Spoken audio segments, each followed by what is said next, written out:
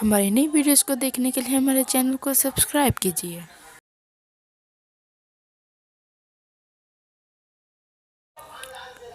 एक वक्त की बात है, एक गांव में पिंकी अपने माँ बाप के साथ रहती थी। एक दिन पिंकी अपनी माँ से पूछती है, आज खाने में क्या बनाया है? मुझे बहुत जोर से भूख लगी है। बेटा, खाने में मैंने रोटी बनाई है। घर पर कोई सब्जी थी ही नहीं, इसलिए मैं सब्जी नहीं बना पाई।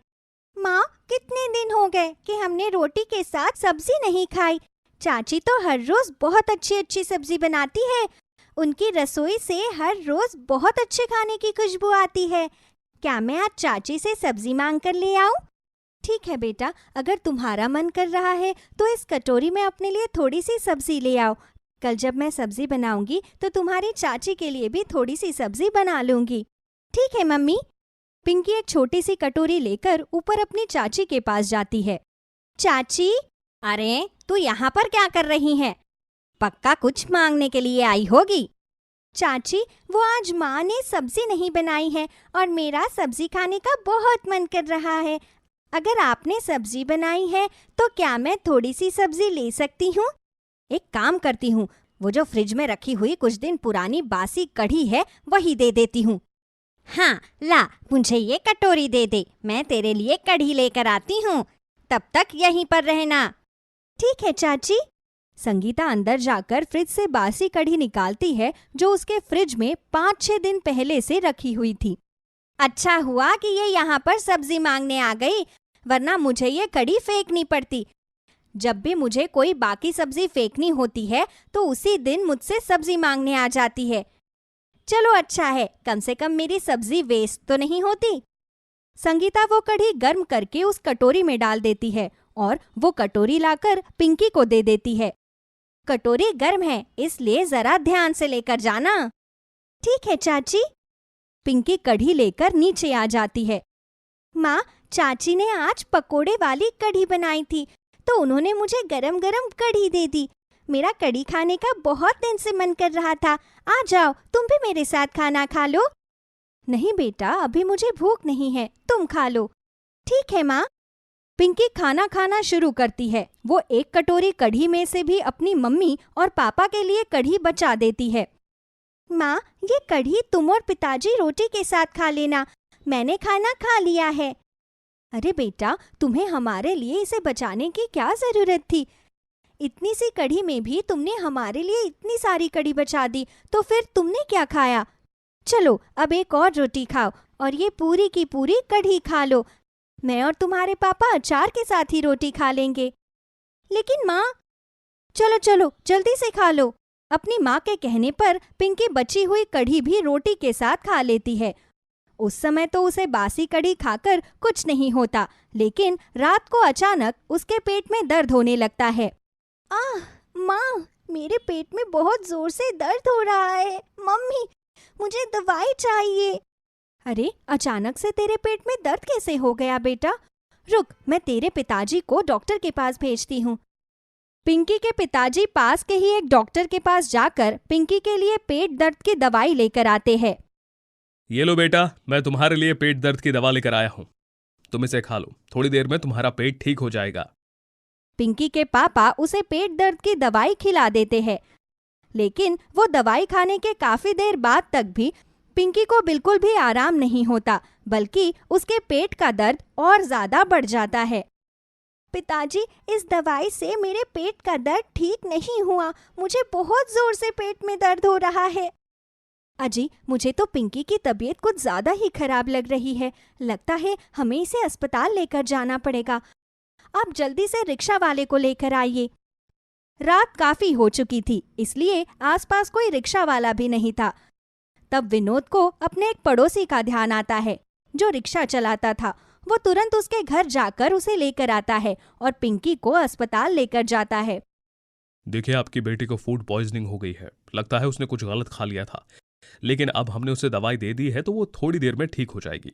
लेकिन अब आपको उसके खाने पीने का अच्छी तरह से ध्यान रखना होगा। जी डॉक्टर साहब, आपका बहुत बहुत धन्यवाद। अगले दिन तक पिंकी की तबीयत में काफी सुधार आ जाता है तो उसके पिताजी उसे वापस घर ले जाते हैं। डॉक्टर ने बताया कि ऊटपटांग खाने की वजह से पिंकी को फूड पॉइजनिंग हो गई थी। ऐसा क्या खाया था कल इसने जो इसकी तबीयत इतनी खराब हो गई? इससे पहले कि सुमन विनोद की इस बात का जवाब देती, उससे पहले ही पिंकी की चाची का लड़का चिंटू खेलते हुए वहाँ पर आ जाता है। अरे पापा, पिंकी को क्या हुआ? तो इस तरह से बीमारों की तरह क्यों बैठी है? चल ना, बाहर खेलने चलते हैं। नहीं बेटा, अभी पिंकी की तबीयत ठीक नहीं है। उसके पेट में कल दर्द था तो अब भी उसे अस्पताल से लेकर आए हैं। देखो, कल तुमने इसे जो भी खिलाया था वो इसे दोबारा मत खिलाना, वरना इसकी तबीयत फिर से बिगड़ जाएगी। कल मैंने सब्जी नहीं बनाई थी तो पिंकी अपनी चाची से कढ़ी मांग कर लाई थी, लेकिन वो तो घर की बनी हुई थी, तो उससे पिंकी के पेट में दर्द कैसे होगा? क्या पिंकी ने कड़ी खाई थी? लेकिन ताई जी, कल तो मम्मी ने कड़ी बनाई ही नहीं थी। क्या? हाँ, कढ़ी तो मम्मी ने पिछले हफ्ते बनाई थी जब मैंने उन्हें बनाने के लिए बोला था। कल तो हमने आलू गोभी बनाई थी। चिंटू की बात सुनकर सुमन और विनोद हैरान रह जाते हैं, लेकिन वो चिंटू के सामने उसे कुछ नहीं कहते। लेकिन उसके जाने के बाद, ये संगीता ने बिल्कुल भी ठीक नहीं किया। मेरी बेटी को 1 हफ्ते पुरानी सब्जी दी उसने। अरे सब्जी नहीं देनी थी तो साफ साफ मना ही कर देती, लेकिन ऐसा खाना भी क्यों दिया जिससे मेरी बेटी को नुकसान हो? ये लोग ऐसे ही हैं सुमन। आज के बाद तुम फिर कभी पिंकी को ऊपर खाने पीने के लिए मत जाने देना। वो तो बच्ची है, इसीलिए हमें ही इन सब बातों का ध्यान रखना पड़ेगा। वो तो ठीक है जी, लेकिन संगीता ने ये जो किया है बिल्कुल ठीक नहीं किया। मैं उसे जरूर बोलूंगी। संगीता की वजह से पिंकी की तबीयत खराब हो गई थी, इसलिए सुमन को उस पर बहुत गुस्सा आ रहा था। इसलिए वो ऊपर संगीता के पास गई। क्या बात है, आज आप ऊपर कैसे आ गई? लगता है आप भी अपनी बेटी की तरह यहाँ पर सब्जी मांगने आई हो। बस करो संगीता, तुमने कल मेरी बेटी को जो कढ़ी दी थी वो पूरे 1 हफ्ते पुरानी थी। अरे तुम्हें उसे सब्जी नहीं देनी थी तो कम से कम उसे मना ही कर देती। तुम्हारी वजह से मेरी बेटी की तबीयत कल रात को कितनी खराब हो गई तुम जानती भी हो। हमें रात को उसे अस्पताल में भर्ती करवाना पड़ा। देखो जेठानी जी, मेरे फ्रिज में जो सब्जी रखी थी मैंने आपकी बेटी को दे दी थी, और वैसे भी आपको क्या लगता है कि आप लोगों के लिए ताजी ताजी सब्जी बनाकर आपको दूंगी? अगर सब्जी खाने का इतना ही शौक है तो खुद क्यों नहीं बना लेती सब्जी? हर तीसरे दिन अपनी बेटी को यहाँ पर सब्जी लाने के लिए भेज देती हो। तुम्हारी औकात तो वो 1 हफ्ते पुरानी सब्जी खाने की भी नहीं है, लेकिन फिर भी मैंने तुम्हें दे दी, तो मेरा शुक्र मनाओ। हम लोगों के दिन खराब चल रहे हैं इसलिए कुछ भी बोले जा रही हो, लेकिन एक बात याद रखना संगीता, इंसान का वक्त बदलते देर नहीं लगती। अरे जाओ ना, क्यों सुबह सुबह यहाँ आकर मुझे पका रही हो? और हाँ, आज के बाद यहाँ पर आने की कोई जरूरत नहीं है, और ना ही दोबारा यहाँ पर अपनी बेटी को कुछ लेने के लिए भेजना। एक तो इन्हें खाने पीने का सामान दो, ऊपर से यहाँ पर आकर दिमाग खराब करते हैं। इतना सब होने के बाद भी संगीता सुमन से इतनी बदतमीजी से बात करती है, लेकिन जैसा कि सुमन ने कहा था कि इंसान का वक्त बदलते देर नहीं लगती। कुछ समय बाद सुमन के पति विनोद की एक बहुत अच्छी जगह पर नौकरी लग जाती है, और संगीता के पति की कंपनी से फ्रॉड करने की वजह से उसकी नौकरी चली जाती है। उसके पति ने बहुत सारे लोगों से उधारी पर पैसे लिए हुए थे, जिसे चुकाने के लिए वो संगीता के गहने भी बेच देते हैं। उनके हालात अब ऐसे हो जाते हैं कि उनके पास खाने के भी लाले पड़ जाते हैं। आज तो घर में खाने को सूखी रोटी भी नहीं है। चिंटू को भी बहुत भूख लगी है। ये सब मेरी वजह से हुआ है, लेकिन मेरे पास घर पर राशन लाने के लिए 1 रुपया भी नहीं है। जिस समय वो लोग ये बातें कर रहे थे, उसी समय पिंकी चिंटू को खेलने के लिए बुलाने गई थी, लेकिन इससे पहले कि वो दरवाजा खटखटाती, उसे सब बातें सुनाई दे जाती है। वो तुरंत अपनी माँ के पास जाकर उन्हें सारी बातें बताती है, तो सुमन उन सब के लिए गरम गरम खाना बनाकर तैयार करती है। वो सारा खाना लेकर ऊपर जाती है। पिंकी बेटा, मेरे हाथ में बहुत सारा खाना है, तो तुम जरा दरवाजा खटखटा दो। जी माँ। पिंकी दरवाजा खटखटाती है तो उसकी चाची वहां पर आकर दरवाजा खोलती है। अपने सामने वो उन दोनों को देखकर हैरान रह जाती है। आप दोनों यहाँ पर, और ये सब क्या है? ये आप सबके लिए मैंने खाना बनाया है। क्या? हाँ, मैं जानती हूँ कि इस समय आप लोग बहुत बुरे हालातों से गुजर रहे हो। आखिरकार हम लोग हैं तो एक परिवार ही ना। एक घर में रहते हुए हम अच्छा अच्छा खाना खाए और आप लोग भूखे सो जाए, ये मैं नहीं देख सकती। ये लो संगीता, ये खाना ले लो, और तुम्हें किसी भी चीज़ की ज़रूरत हो तो मुझे ज़रूर बताना। सुमन की बातें सुनकर और उसके मन में अपने लिए प्यार देखकर संगीता के आंखों में आंसू आ जाते हैं।